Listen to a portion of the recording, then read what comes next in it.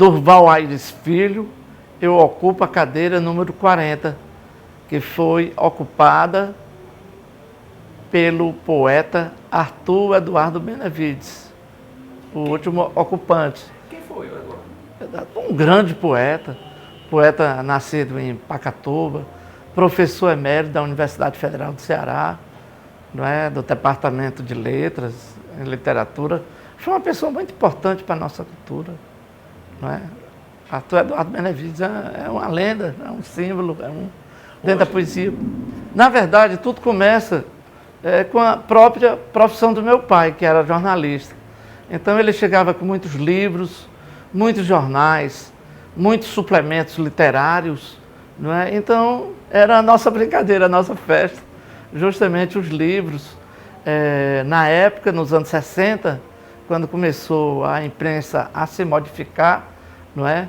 Vinha aqueles suplementos do sul do país, né? Suplementos do Estadão, da Folha de São Paulo, mais recente, né? E depois, antes, do Jornal do Brasil. Então, tudo isso era o mundo da gente, de brincadeira, de verificar. E aí eu comecei a me interessar pela literatura a partir desses suplementos literários. O meu pai, Durval Aires de Menezes, que também foi ocupante da Academia Cearense de Letras. Hoje a cadeira dele é ocupada pelo professor César Barros Leal, não é? Então foi um sonho, né? Vim para essa academia, porque o meu pai já tinha ocupado também. Pois bem, então a minha inclinação começa com isso, não é?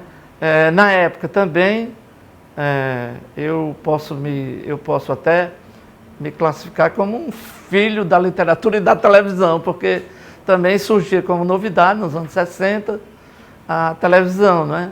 E a televisão nos anos 60 era muito interessante, porque não era essa televisão que a gente conhece hoje, né? Era uma televisão baseada em cinema, né? As séries de televisão eram todas filmadas em 35 milímetros, né? Então, o meu pai tinha vários empregos, né? Sempre relacionado à imprensa, trabalhava pelo menos em 2 jornais, não é? E aí, quando ele voltava à noite, não é, a gente o aguardava e aí assistir as séries daquela época, né? Da televisão, que era justamente a televisão americana, né? As séries eram Cidade Nua, era Além da Imaginação, era, enfim, Rota 66, que era uma grande rodovia norte-americana. Bonanza também, no Velho Oeste, era muito interessante, né? A história de um velho viúvo com 3 filhos, muito interessante, dentro da fazenda Nevada, né? Era muito interessante, os conflitos, né? E eu vivi nesse mundo todinho, de literatura e ao mesmo tempo de cinema. Cinema também para a televisão foi importante para mim, porque eram velhos filmes feitos em Hollywood, nos anos 40, e meu pai era professor, porque ele havia assistido todos esses filmes, e aí tinha uma certa intimidade, e havia uma troca entre mim e ele sobre esses atores, sobre esses diretores. Era uma coisa até engraçada, que quando eu tinha assim, meninote mesmo, 8, 10 anos, sei lá, se alguém perguntasse o que é que você quer ser na vida, você quer ser médico, engenheiro, advogado? Eu disse, não, eu quero ser diretor de cinema. E eu não tinha a menor ideia, mas a menor ideia do que seria dirigir uma película, né? Mas na época assistia muito com meu pai. Porque a literatura também dos anos 60, né, ela chega também com novidade, ela rompe, não é, com a literatura tradicional, ela rompe com o romance de 30, que foi um verdadeiro sucesso. É claro que são clássicos, né? Se você lê Raquel de Queiroz, você lê, por exemplo, Vidas Secas, é um verdadeiro clássico, que em todo momento, em toda circunstância, em todo segundo, você vê a vida seca mesmo, né? Essa que é a verdade.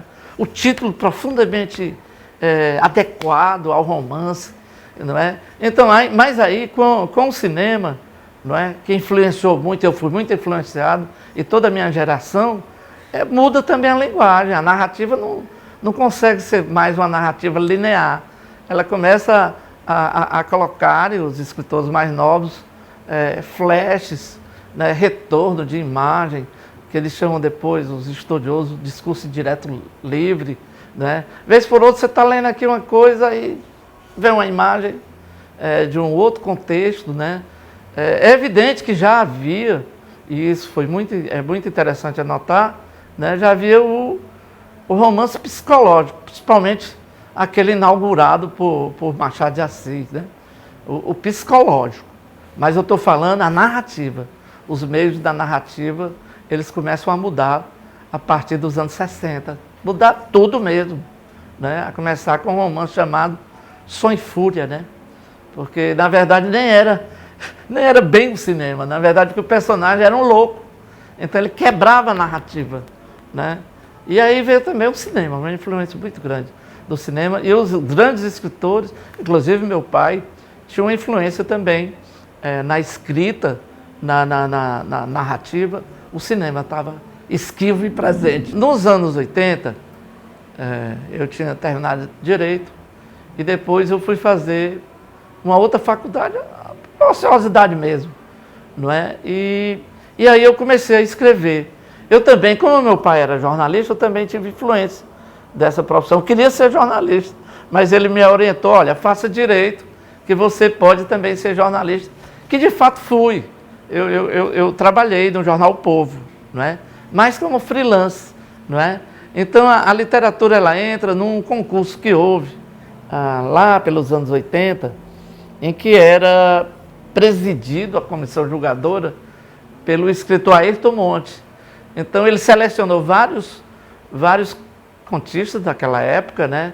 E eu fui um dos selecionados e depois acabei com esse mesmo conto dentro de uma coletânea, né, organizada pelo professor Sânzio e o professor Pedro Salgueiro, salvo engano, e não me lembrei do título, mas é interessante esse conto, que eu nem gostava muito dessa literatura, mas aí eu acho que um desses dias, que não tinha nada para publicar, o Rogaciano me liga, olha, eu vou publicar o teu conto.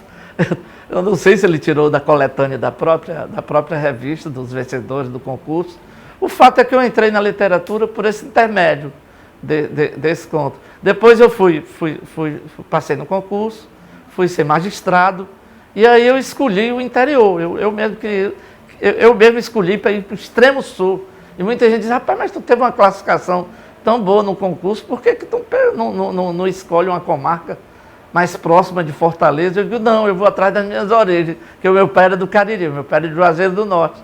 E lá eu fui para o Cariri, e de lá eu recolhi muitas histórias. Né? Quando eu fui promovido para a capital, eu reuni contos, né? Que eu comecei a resgatar várias histórias. E aí eu publico o meu primeiro livro, mas já em 2006, mais ou menos, já recente, coisa recente, que foi O Homem do Globo e Outras Histórias. Era uma história que eu recolhi lá em Tianguá, quando eu fui juiz. Né? Chegou um circo, e lá na cidade do interior, você sabe que Tianguá é uma cidade serrana.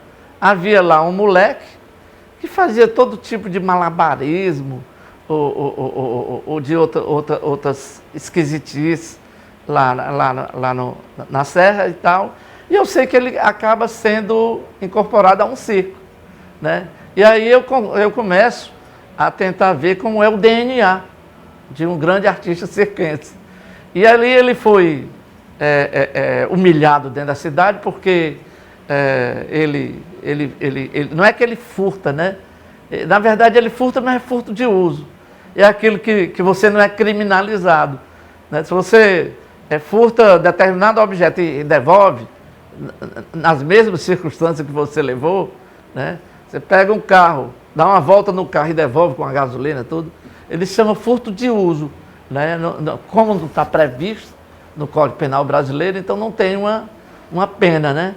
Uma pena para levar, para criminalizar e levar para a cadeia. E esse rapazinho, ele fez isso, porque chegou lá no distrito onde ele morava, um pessoal endinheirado, não é? Com motocicletas, e ele não se conteve. e quis dar uma volta com aquela motocicleta. E realmente ele deu show.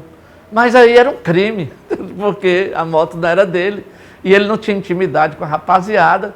E a rapaziada aplicou uma boa surra corretiva dele, ele foi preso e ele ficou muito encabulado e foi embora. Mas aí, de repente, eu já era juiz.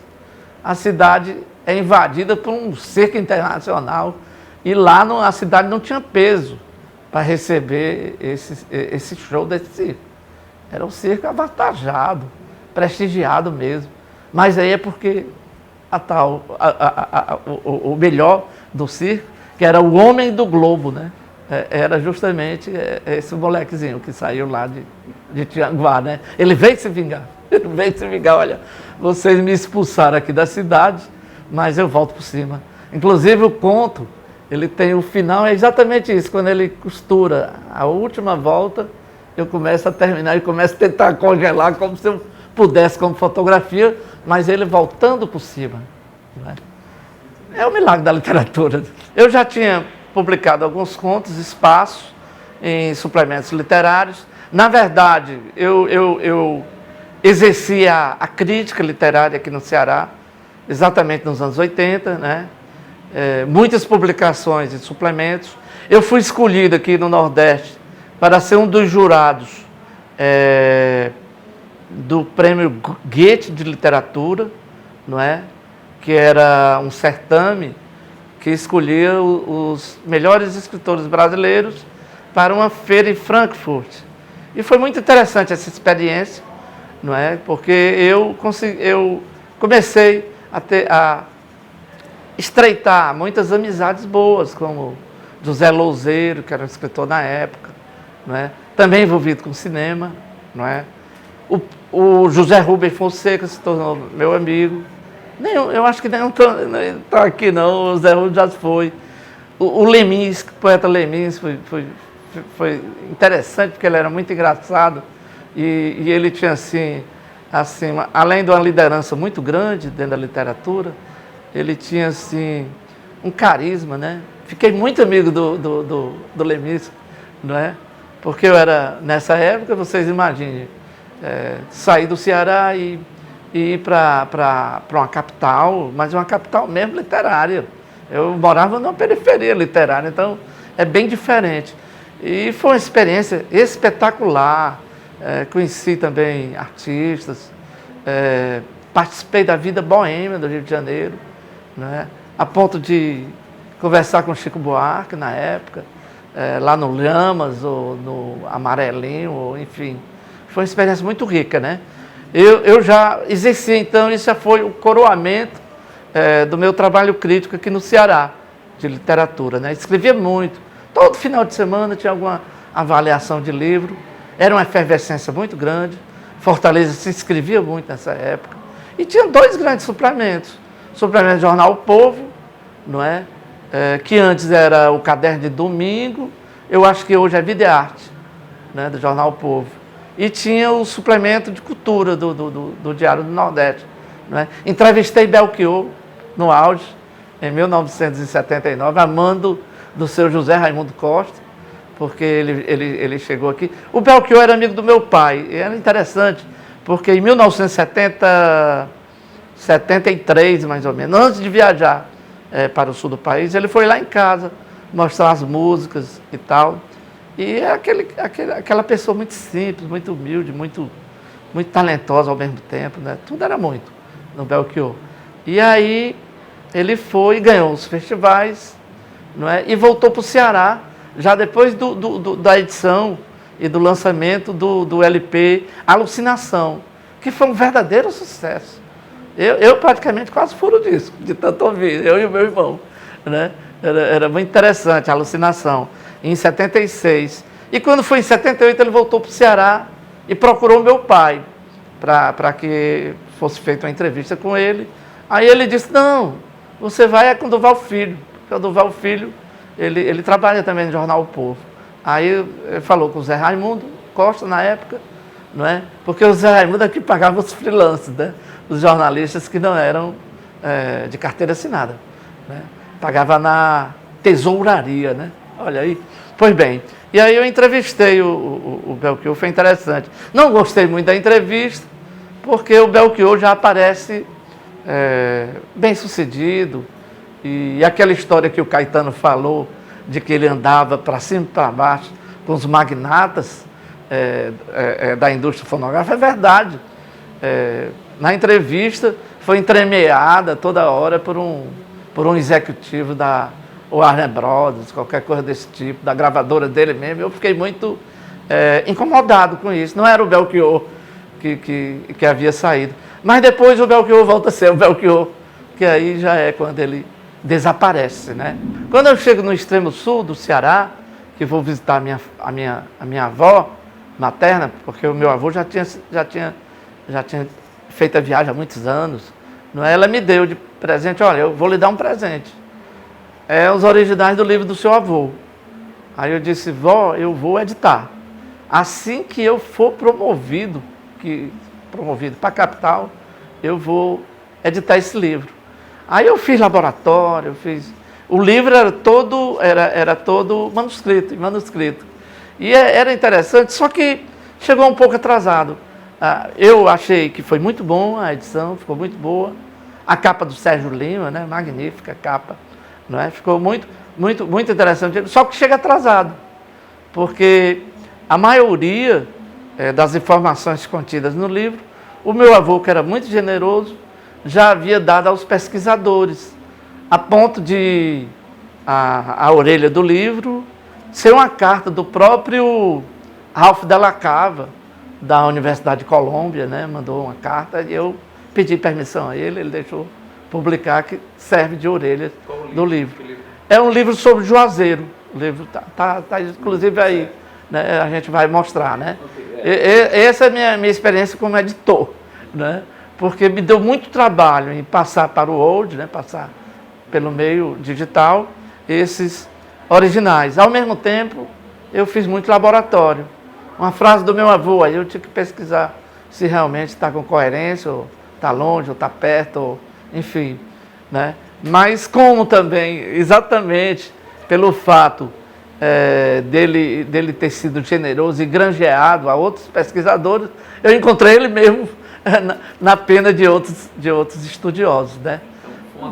Foi uma troca, né? Mas deu tudo certo, o livro está aí, maravilhoso. E aí depois, quando eu cheguei aqui na capital, e depois fui promovido a desembargador, e aí eu digo, olha, é hora também de ir para a academia, por que não? Desde que a academia foi fundada por um médico e por um advogado, né? Desde que foi fundada, eu sou o primeiro membro desembargador a ocupar. Ela hoje é ocupada por 2 ministros, mas desembargador eu sou o primeiro. Eu gosto, né? Aí me candidatei. É evidente que eu já tinha sido convidado há muito tempo atrás pelo acadêmico Cláudio Martins, que era o presidente. E ele queria muito bem meu pai. Aí ele disse, olha, a relação que eu tinha com o seu pai era de irmandade, portanto eu quero que você, doutor Duval, seja o meu sobrinho e vá para a academia. Aí eu disse, doutor Cláudio, que ele era também do ramo jurídico, né? Foi meu professor de direito cartorário, direito notarial, né? Eu disse, eu não tenho bagagem para isso, eu tenho muita coisa dá para publicar em livro, muitos artigos e tudo. Mas aí eu não vou fazer isso só para entrar numa academia, não é? Então eu só vim mesmo para a academia já depois de desembargador. Mas aí também eu já encontro o Ceará mudado, né? O cenário literário já estava bem mudado, não é? Mas deu tudo certo. Eu comecei a andar no Ideal Clube, né? Lá tinha um acadêmico que se tornou meu amigo, não está entre nós. E o pior, eu pensei que ele andou uns 100 anos. O José Teles, que era médico, né? E se anuiu ao poeta Carlos Augusto Viana, lá Luciano Maia, e aí eles patrocinaram a minha candidatura, porque também estava patrocinando ao mesmo tempo uma certa boemia, né? Porque todo dia tinha motivo para a gente tomar alguma bebida boa ali no Ideal. Então lá já tinha o ministro, o ministro do STJ, o Asmo, né? O César Asmo, né?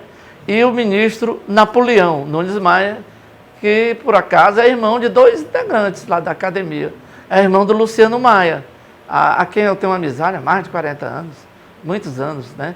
Com o Luciano, né? Então, e eu escolhi, inclusive, o próprio ministro, o ministro Napoleão, para fazer a minha apresentação. Na verdade, eu me senti muito acolhido pela comunidade aqui do Ceará, né? Porque na minha posse, eu fui acolhido pelo Dr. Ives Dias Branco, que eu conhecia muito pouco, mas um homem de uma vasta cultura econômica, né? Econômica, né? E fui abraçado também. A presidência era o Zé Augusto Bezerra, que havia inaugurado, ele havia reformulado todo o prédio antigo, não é? E lá a minha posse foi a reinauguração, né? Daquela casa, né? Então o Zé Augusto...